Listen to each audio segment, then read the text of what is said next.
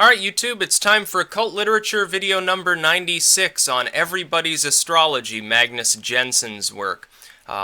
Rather interesting little manuscript. It's slightly longer than like the Goldsmith works. It's 38 pages in length. It's also semi-illustrated. It has a couple of tables detailing the ascending signs for 40 degrees north latitude. Now, it gets into the basics of astrology, talks about a little bit the more intricate mathematical details while promising to actually have a future work, a much longer work that Jensen intends to write. I do not know at this time.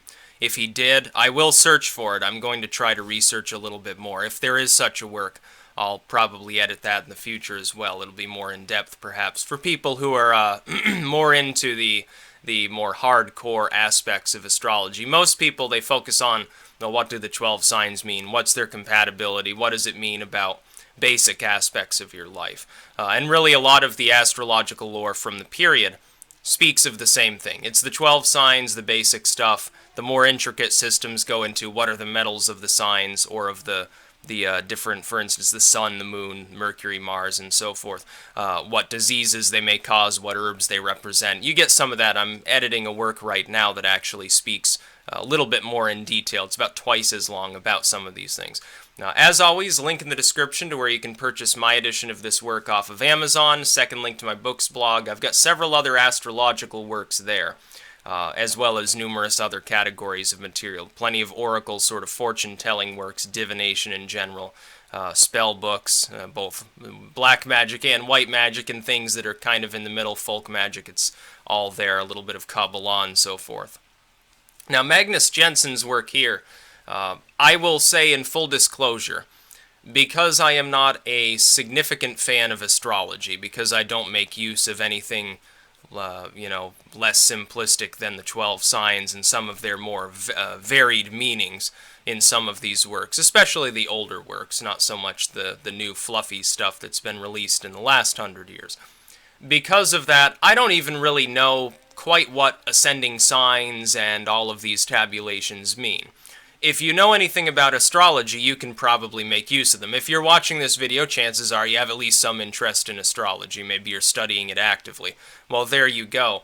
As far as I go, my interest is more just in different concepts of the 12 signs, the different things that are said regarding them, and some of these constellations or these different bodies up in the sky, the different planets. Of course, back then they used to consider the moon and the sun to be planets. The work I'm editing now makes it clear that by that time of manufacture, they knew that it wasn't actually the case. The sun was a star, the moon is a moon, it's not its own planet, and so forth. Rather funny. Most of these works don't mention Pluto because I believe Pluto hadn't even been discovered yet at the time.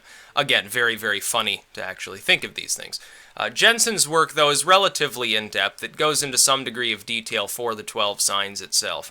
And if a person is interested in astrology, it's a decent sort of beginner's hand guide. And again, I will be doing more research into this particular author because there's every likelihood that he wrote other materials along these same lines. Like with Goldsmith, I found his first work there. I've now found several others that fall into the general, like a counterblast to tobacco. He actually edited that and released it in its original Old English. I'm going to render it into modern English and release it. It's like a King James tract, oddly enough, relating it to King James demonology. It's the same person who wrote both. It's a rather intricate sort of philosophical social manifesto of sorts. As far as Jensen's work goes, I don't know if it was quite as groundbreaking. Of course, astrological works at this time, especially shorter sort of zodiac-based works, were relatively common. It's sort of like the fortune-telling tradition. That being said, it is well written. It's in-depth enough to be at least usable, if you can understand the mathematical principles behind astrology itself. On my part, not so much. I am not an expert by any means in astrology. I'm editing this because I find the work in general to be interesting. The astrology is an inseparable part of the occult, the observation of the stars and planets and so forth. So it would be remiss if I didn't have some of those as well available for people to purchase.